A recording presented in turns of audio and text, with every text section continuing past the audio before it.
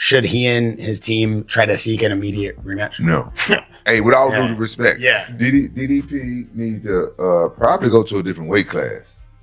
He probably should go drop down. So he's too big. He's stuck. Yeah. I don't even think Dricus Du Plessis will ever put his hand up to fight Khamzat Chimaev again. And even if he did, I don't know if the UFC would make it just because it was so non-competitive. And Khamzat Chimaev has every single aspect of Dricus Du Plessis' game figured out. Khamzat was very dominant. He got everything down. You can't have technical holes like that. What makes you different? He could do stuff that Dricus was not able to do. Take him down, put him on his back, gotta hurt him, make him work harder. There's not an area that's gonna be bad for me. Fluffy is on an 8-fight win streak. Fluffy is very good. He beat Dolitza, and I don't want to be a hater, but I don't think Dolitza is really good anywhere. It's refreshing how honest you are. I feel like we should be friends, RDR. Who do you think has the best chance of dethroning the newly crowned champions? Me. Hey! Intro 1. Following the one-sided defeat at UFC 319, the MMA world has been left in shock and endless debate as Khamzat Chimaev cemented his place as the most dominant middleweight fighter of this era. The event was marketed as a clash of warriors, a test of wills, and a battle that could redefine the division, but what fans witnessed was a masterclass in suffocating control, wrestling superiority, and a brutal reminder that the sport is often unforgiving. Dricus Du Plessis, who had risen to the top of the division with resilience and unorthodox striking, looked completely out of his depth as Khamzat smothered him round after round, dragging him to the mat, pinning him in crucifix positions, and hammering away with relentless shots. What was supposed to be a closely contested fight quickly became an exhibition of one man's skill and another man's helplessness. 4-5 straight rounds Chimaev dictated every moment of the fight, and Du Plessis, despite his toughness, never looked like he had a way out. This dominant performance not only crowned Chimaev as the new middleweight champion but also sent shockwaves through the division, leaving fighters, analysts, and fans wondering who could possibly stop him. The aftermath of this defeat has been brutal for Du Plessis.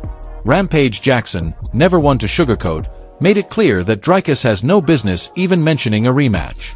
In his words, "You got destroyed, and you don't deserve another chance right now."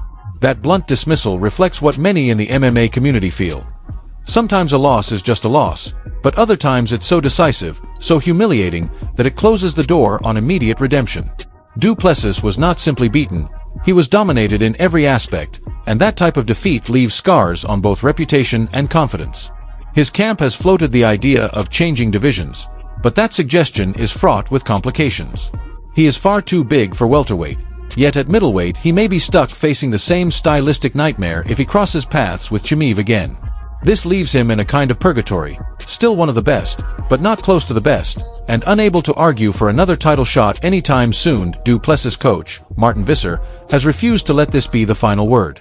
In his view, the referee Mark Goddard allowed the fight to stagnate with too few stand-ups, creating what he called a smothered and boring affair. According to Visser, the action could have been broken more often, giving his fighter a chance to reset on the feet and perhaps turn the tide. He argues that Khamzat's overwhelming control was more about stalling than finishing, and with a proper game plan and a full training camp dedicated to defending those positions, Dricus could return stronger and shock everyone. Visser has even gone as far as to call himself and Du Plessis the worst losers in the world, vowing they will not sleep until the belt is back in their hands. Many critics laugh at such boldness, but if history has taught MMA fans anything, it is never wise to count out a fighter with nothing to lose and everything to prove. Yet not everyone is so forgiving or optimistic about Khamzat's style. Nate Diaz, one of the sport's most outspoken and unfiltered veterans, ridiculed Chimaev's performance by labeling it as scared fighting. Diaz argues that Khamzat, instead of unleashing punishing ground and pound or going for the kill, simply held onto Du Plessis, controlling him tightly while offering only safe, soft strikes. To Nate, this shows fear rather than dominance. Fear that if Khamzat opened up to throw with real power, he might lose position and give his opponent an escape. In Diaz's view, that hesitation exposes Chimaev as more of a big scared child than the monster the UFC has been selling. Going further, Nate even broke down his hypothetical strategy for beating Chimaev. Instead of wasting energy constantly trying to defend takedowns or get back to his feet, he said he would willingly go to the ground, pull guard, and unleash his jiu-jitsu from the bottom. To him, the smarter play is to attack with submissions, elbows, and relentless pressure off your back, conserving energy and forcing Khamzat into uncomfortable positions. As Nate put it, "I'm not trying to get up. I'll beat you from my back for 25 minutes if I have to." His words resonated with fans who prefer stand-up wars and dislike ground-heavy control, but to others it felt like typical Diaz showmanship, designed to stir hype, throw shade, and maybe position himself for a massive payday fight down the line. On the other hand, a long list of fighters and analysts have praised Chimaev's performance as nothing short of extraordinary. Renato Moicano was amazed by how many times Khamzat secured the crucifix position, estimating it happened 8 to 10 times in a 5-round fight. For him, the crucifix is even more suffocating than mount, a position that leaves opponents utterly defenseless, and the fact that Khamzat achieved it repeatedly showed just how wide the skill gap was. Former bantamweight champion TJ Dillashaw also raved about Chimaev's effort, noting that he dismantled Du Plessis with shocking ease. Dillashaw admitted he expected a much harder fight, but Khamzat made the South African look like he had never wrestled a day in his life. The fact that Chimaev took him down and secured crucifix control in under 50 seconds told Dillashaw everything he needed to know. This was not just dominance, it was a dismantling. Heavyweight champion Tom Aspinall added to the chorus of praise, calling the performance near perfect. He was particularly impressed with Khamzat's ability to mix wrestling with stance switches, keeping Du Plessis guessing on the feet while maintaining relentless pressure. For Aspinall, this wasn't just a win, it was a statement that Khamzat Chimaev is on another level entirely. As all this unfolds, UFC President Dana White has wasted no time in keeping the division moving forward. He announced another blockbuster card for October, a lineup designed not only to thrill fans but also to shape the middleweight title picture. At the top of that card is a 5-round showdown between Rainier de Ridder and Anthony "Fluffy" Hernandez, two surging contenders with vastly different approaches but equally burning ambition. The stakes are massive. Whoever wins in Vancouver will be positioned as a top contender, possibly the very next challenger for Chimaev's crown. Meanwhile, in Paris, fans will see another high-stakes clash between Nasruddin Imavov and Caio Baralho, a fight that could also determine the next man up. By the end of autumn, the UFC will have clarity on who truly belongs in the title conversation.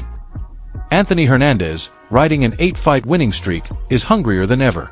He has become the first middleweight in UFC history to put together such a streak without a title shot, and this fight represents his golden ticket. Accepting the fight against RDR on short notice, Hernandez showed zero hesitation, saying if he has to knock down every contender in the division one by one, he'll do it until the belt is his. His words embody the mindset of a true warrior, someone who does not care about politics or matchmaking but only about proving himself in the cage. Rainier de Ridder, meanwhile, brings a completely different aura. The former double champion from one championship sees holes in Khamzat's game that Du Plessis failed to exploit. RDR insists he can take Chimaev down, put him on his back, and expose weaknesses that no one else has yet managed to reveal. In his own words, there is no area of fighting that will be bad for him, whether on the ground, in the clinch, or on the feet. His supreme confidence has led him to boldly declare that he, and only he, has the tools to dethrone Khamzat. For fans, the anticipation of who might be next for Khamzat is as gripping as the fight itself. The division has been turned upside down by his dominance, and suddenly every contender is scrambling to prove they are worthy. Yet the reality is clear. Most of them are terrified of the ground control they just witnessed. Very few middleweights possess the wrestling pedigree to neutralize Khamzat, and even fewer have the composure to withstand 5 rounds of suffocating pressure. That is why Rainier de Ridder's confidence is intriguing, because unlike Du Plessis, he actually welcomes grappling exchanges. RDR's record in one championship showed he could out-grapple world-class opposition and transition smoothly from striking to submissions. He is taller, longer, and more deliberate than Du Plessis, which gives him a different kind of puzzle for Khamzat to solve. At the same time, Anthony Hernandez embodies a relentless motor, a cardio machine who thrives in scrambles and chaos. His streak is built on overwhelming opponents with non-stop pressure, and in many ways, he resembles a smaller version of Chimaev. If anyone can match the pace, it might be Fluffy. This creates a fascinating scenario where both potential challengers bring something unique to the table, but both must first prove themselves against each other or their respective opponents before daring to call for the king. Still, even as these contenders circle the throne, many analysts are left wondering if Khamzat has already transcended the middleweight division altogether. His dominance over Du Plessis was not the kind of win that leaves fans asking for a rematch. It was the kind that forces everyone to admit the gap is too wide. When a champion dismantles the #1 contender so thoroughly, the division begins to feel shallow, as though no one else has the tools to compete. That is why conversations about Khamzat's future have already shifted to bigger, riskier fights. Some are calling for him to move up to light heavyweight and challenge someone like Alex Pereira, a dangerous striker with knockout power who has already conquered 2 divisions. Others speculate about a possible crossover super fight against Khamzat's old rival Kamaru Usman, or even a return to welterweight for a dream fight with Leon Edwards. For Dana White, the possibilities are endless, but he knows the UFC cannot ignore the middleweight rankings. The belt must be defended, and contenders must be given their chance, no matter how slim their odds. Meanwhile, Du Plessis is forced to pick up the pieces. His reputation has taken a major hit, not because he lost. Every fighter loses, but because of how helpless he looked. In MMA, fans can forgive a loss if the fight was competitive, if the fighter showed heart, or if the narrative leaves room for hope. But Du Plessis offered none of that. He was trapped, smothered, and unable to mount offense. To many, he now represents the ceiling of the division, good enough to beat most, but completely outclassed by the elite. That reputation is damaging, and it will take multiple big wins to repair. The UFC may decide to match him with another high-ranked contender, perhaps someone like Jared Cannonier or Marvin Vettori, to test if he still belongs among the top. Either way, the South African's journey back to title contention will be long and uncertain. In South Africa, fans remain loyal, insisting their champion will return stronger. National pride fuels their belief that Du Plessis simply had a bad night, that no fighter is invincible, and that with the right strategy he can rewrite the story. His coach's complaints about Goddard not standing the fight up have also resonated with some, who argue that MMA should not reward passive control. They believe the referee has a duty to encourage action, and that Khamzat's methodical style was not as dominant as it appeared. These arguments, however, feel hollow in the face of overwhelming evidence. The truth is that Chimaev did not just lay and pray. He controlled, advanced positions, and dictated pace. Whether fans liked it or not, he neutralized Du Plessis completely, and in this sport results matter more than optics. What makes Khamzat so fascinating is not only his wrestling but the aura he carries into the cage. Fighters talk about feeling his strength in ways they have never experienced before. His presence is intimidating, his pace suffocating, and his ability to transition from striking to takedowns seamless. He creates panic, and panic leads to mistakes. Against Du Plessis, he demonstrated this in the opening seconds, shooting for a takedown almost immediately and landing it with ease. Once he secured top control, Du Plessis never recovered, and the fight was effectively decided right then. That kind of control, established so early, breaks opponents mentally as much as physically. They know they cannot stop the storm, and once doubt sets in, the fight is lost. The question now is whether Khamzat can maintain this dominance against stylistically different opponents. Hernandez will not shy away from scrambles. He thrives in them. RDR will not fear grappling. He will embrace it. Imavov brings technical striking and defensive awareness, while Baralho offers a mix of Brazilian jiu-jitsu and sharp pressure. These fighters are not pushovers, and each has the potential to expose something new. But as things stand, Khamzat's dominance looks so overwhelming that fans struggle to imagine anyone closing the gap. Outside the cage, Khamzat's personality adds layers to the story.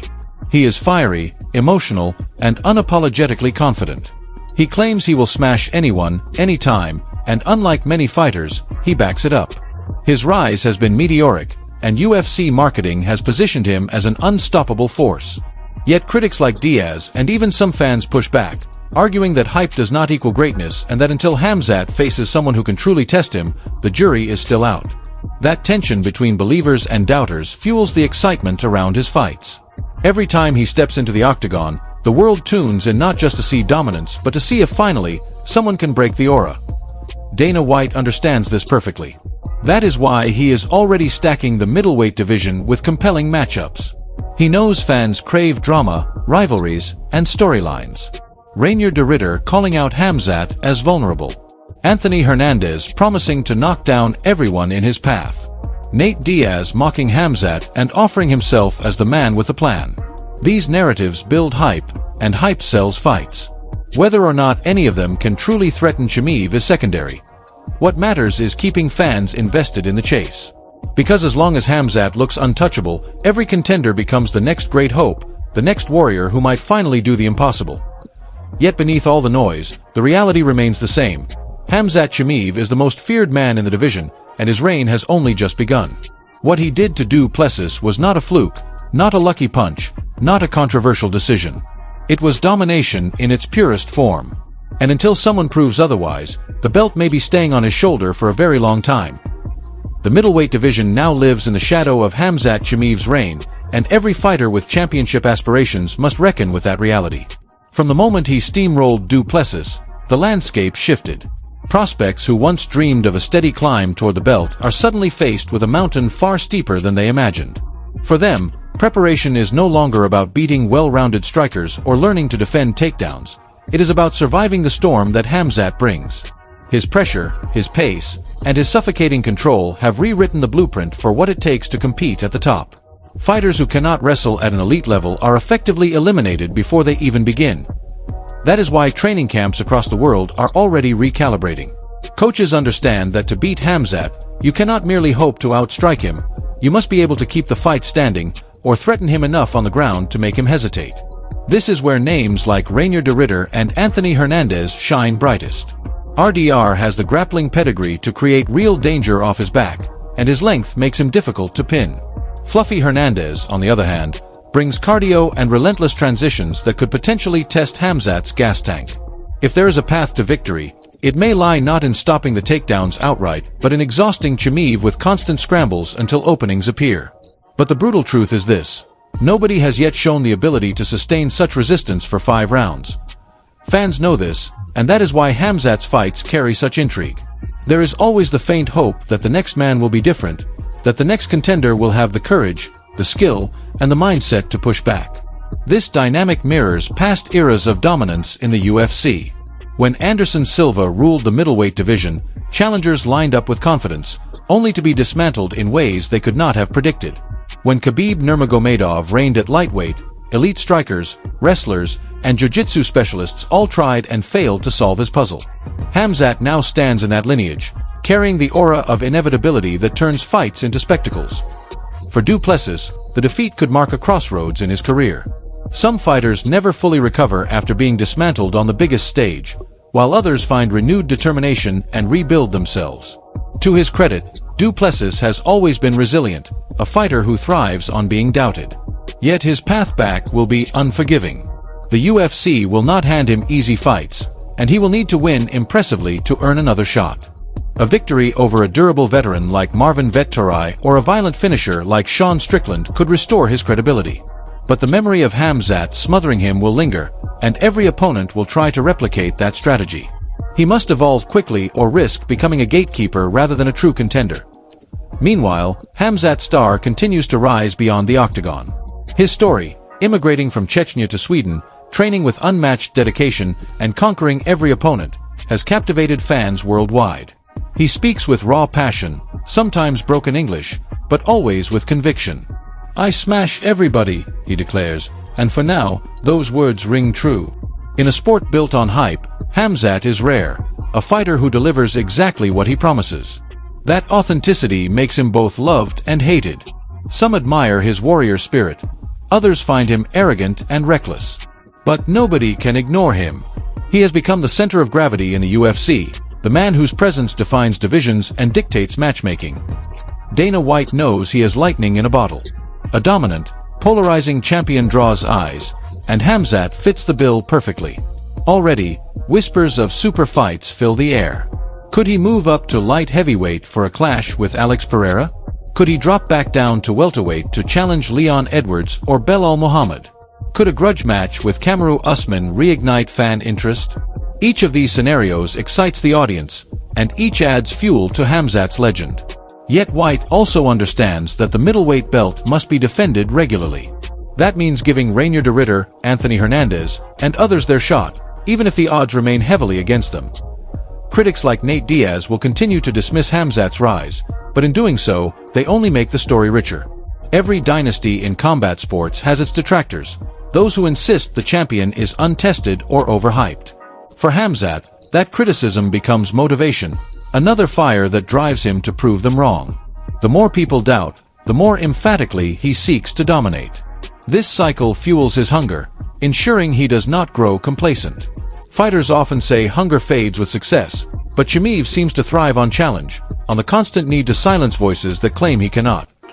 For the UFC audience, this is the golden age of drama.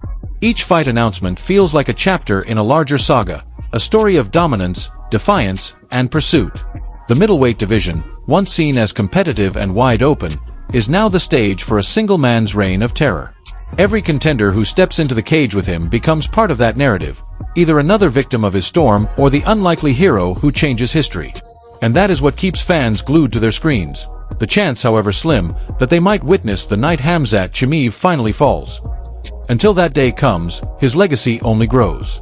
With every win, with every dismantled opponent, with every doubter silenced, Khamzat moves closer to becoming one of the greatest fighters the sport has ever seen. His dominance over Du Plessis was not just another defense, it was a statement, a warning, and a promise. A statement that he is the rightful king of the division. A warning to every contender who dreams of gold. And a promise that as long as he fights, he will never stop coming forward, never stop pressing, never stop smashing. For now, the belt is his, the throne secure, and the division trembling beneath him. The question is no longer whether Khamzat Chimaev can be beaten, it is who dares to try.